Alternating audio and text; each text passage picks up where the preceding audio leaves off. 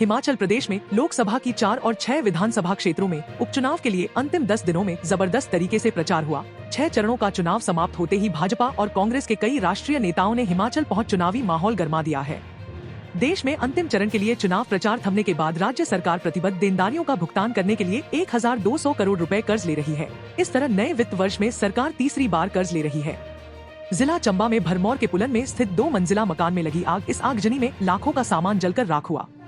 मतदान के लिए सभी चुनावी तैयारियां पूरी।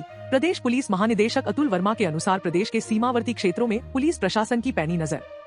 बीजेपी की राष्ट्रीय अध्यक्ष जेपी नड्डा परिवार सहित जिला बिलासपुर स्थित विश्व शक्तिपीठ नैना देवी के दरबार पहुंचे। इस मौके पर उन्होंने विधिवत पूजा अर्चना कर मां का आशीर्वाद लिया। आचार संहिता समाप्त होने के बाद शिक्षा विभाग सरप्लस शिक्षकों को ऐसे स्कूलों में भेजेगा जहां शिक्षकों की कमी चल रही है। शिक्षा विभाग ने हर जिला के स्कूलों में जहां शिक्षक सरप्लस हैं, उनका पूरा रिकॉर्ड तैयार कर लिया है। हिमाचल प्रदेश में लोकसभा चुनाव और विधानसभा उपचुनाव के लिए पोलिंग पार्टियां रवाना कर दी गयी। हिमाचल में पोलिंग पार्टियों को काफी मशक्कत करनी पड़ती है। कई मतदान केंद्र काफी दूर और अति दुर्गम इलाकों में हैं, जहां पहुंचना पोलिंग पार्टियों के लिए किसी युद्ध जीतने से कम नहीं है। पर्यटन नगरी मनाली के अंतर्गत एक अंडरग्राउंड गारमेंट स्टोर में आग भड़क गई। मध्यरात्रि हुई इस घटना में लगभग 2 लाख रुपए का सामान जलकर राख हो गया। गनीमत रही कि आग लगने की घटना में कोई जानी नुकसान नहीं हुआ। कुल्लू जिले की सभी सब्जी मंडियों में अब खुमानी पहुंचना शुरू हुई। भुंतर सब्जी मंडी सहित अन्य मंडियों में खुमानी की खेप आने का सिलसिला जारी। खुमानी के साथ ही कुल्लू में फलों के सीजन की शुरुआत हो चुकी है। आगामी 10 जून के बाद कुल्लू में प्लम का सीजन भी शुरू हो जाएगा। हिमाचल प्रदेश के जिला चंबा के तुंदाह वन्य प्राणी क्षेत्र में दुर्लभ प्रजाति के भूरे भालू और कस्तूरी मृग को देखा गया। कुछ वर्ष पहले कुक्ती और पांगी के जंगलों में दुर्लभ वन्य जीव यानी बर्फानी तेंदुआ, भूरा भालू और कस्तूरी मृग के प्रमाण मिले थे। तुंदाह में ऐसे प्रमाण कभी नहीं मिले थे। जंगलों को बचाने के लिए वन विभाग ने अलर्ट किया जारी किया। जंगलों में आग लगाने वालों की अब खैर नहीं है। पकड़े जाने पर कानूनी कार्रवाई अमल में लाई जाएगी। ऊना में डीसी जतिन लाल ने चुनावी व्यवस्था जांची। इस दौरान डीसी ने लोगों से ज्यादा मतदान करने की अपील भी की। जिला कुल्लू के लपाह में तूफान के कारण आइडू देवता के मंदिर पर पेड़ गिरा। इस दुर्घटना में मंदिर क्षतिग्रस्त हुआ। लोकसभा निर्वाचन व विधानसभा उपचुनाव के लिए 1 जून को मतदाताओं को अपने मताधिकार का प्रयोग करने के लिए फोटोयुक्त मतदाता पहचान पत्र के अतिरिक्त भारतीय निर्वाचन आयोग द्वारा 12 अन्य दस्तावेजों में से किसी एक को अपने पहचान पत्र के रूप में मतदान के समय प्रस्तुत करने को अधिकृत किया है। धर्मशाला में सुरक्षा कर्मियों ने फ्लैग मार्च कर शांतिपूर्वक ढंग से चुनाव संपन्न का संदेश दिया। वहीं इस मौके पर पोलिंग पार्टियों को उनके गंतव्य स्थल के लिए रवाना किया। भारतीय थल सेना में 22 अप्रैल से 3 मई 2024 के बीच हुई कंप्यूटर आधारित सामान्य प्रवेश परीक्षा के परिणाम घोषित किए गए। भारतीय सेना की ऑफिशियल वेबसाइट joinindianarmy.nic.in पर सभी आवेदित उम्मीदवार अपना परिणाम चेक कर सकते हैं। मंडी से मतदान के लिए 1195 पोलिंग पार्टियां रवाना हुई। वहीं मंडी जिला में 4895 मतदान अधिकारियों की तैनाती की गई है। ऊना के किसान ने कमाल किया। प्रदेश के सबसे गर्म इलाके में सेब की फसल उगाकर लोगों को हैरान किया।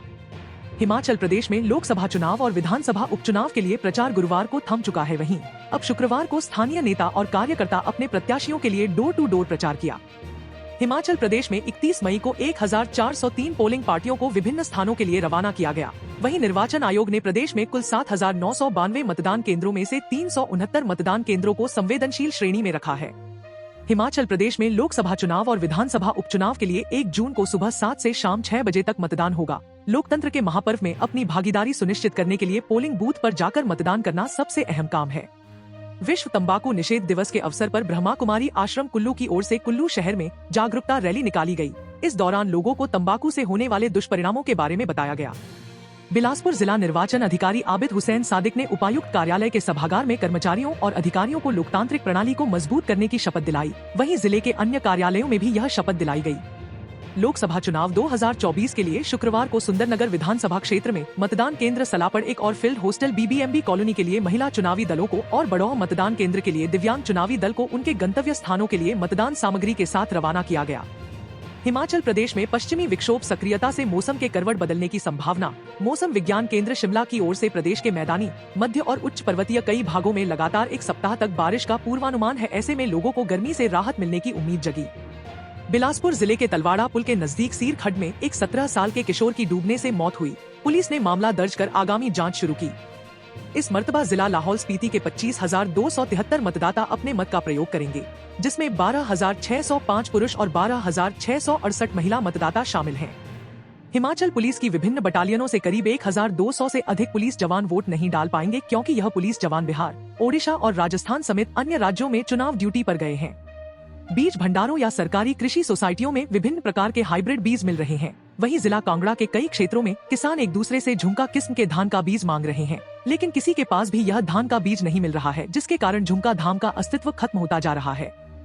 बालसा इलेक्ट्रिकल, महाजन बाजार, मंडी, हिमाचल प्रदेश में आपका भरोसेमंद इलेक्ट्रिकल शॉप। सभी प्रकार के इलेक्ट्रिकल आइटम्स किफायती दामों पर। आज ही आएं और सबसे बेहतरीन डील्स पाएं।